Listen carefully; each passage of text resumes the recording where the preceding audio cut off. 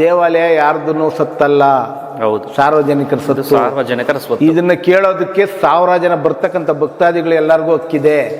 ಹೌದು, ಯಾರು ಬಂದು ಕೈ ಮುಗಿತಾನೋ ಅವನಿಗೂ ಒಂದು ಹಕ್ಕಿದೆ. ಯಾಕ್ರಿ ಇದು ಮಾಡಿಲ್ಲ ಅಂತ ಕೇಳ್ಬೋದು.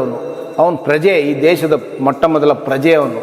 ಹೌದು, ಏನು ಆ ಥರ ಯಾರು ಬೇಕಾದರೂ ಕೇಳ್ಬೋದು. ಪ್ರತಿಯೊಬ್ಬರೂ ಸರ್ಕಾರಕ್ಕೆ ಎಚ್ಚೆತ್ತ ಕೆಲಸ ಮಾಡಬೇಕು. ಒಬ್ಬರೇ ಮಾಡಿದ್ರೆ ಆಗಲ್ಲ.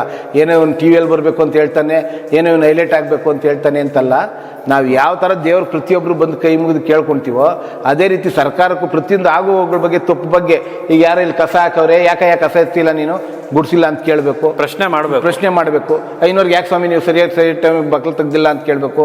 ವಾದ್ಯದವ್ನಿಗೆ ಯಾಕೆ ನೀನು ವಾದ್ಯ ಮಾಡೋಕ್ಕೆ ಬಂದಿಲ್ಲ ಅಂತ ಕೇಳಬೇಕು. ಪ್ರತಿಯೊಬ್ಬ ಪ್ರಜೆನೂ ಪ್ರತಿಯೊಂದು ಸರ್ಕಾರದ ಕೆಲಸಗಳಲ್ಲಿ ಕೇಳಿದಾಗ ಮಾತ್ರ ಇದಕ್ಕೆ ಆನ್ಸರ್ ಕೊಡೋಕ್ಕಾಗುತ್ತೆ. ನೀವು ಅದು ಸರ್ಕಾರ ಎಚ್ಚೆತ್ಕೊಳ್ತದೆ. ಪ್ರತಿಯೊಬ್ಬರಿಗೂ ಕೇಳೋ ಹಕ್ಕಿದೆ, ಪ್ರತಿಯೊಬ್ಬ ಮಾನವನಿಗೂ ಕೇಳೋ ಹಕ್ಕಿದೆ.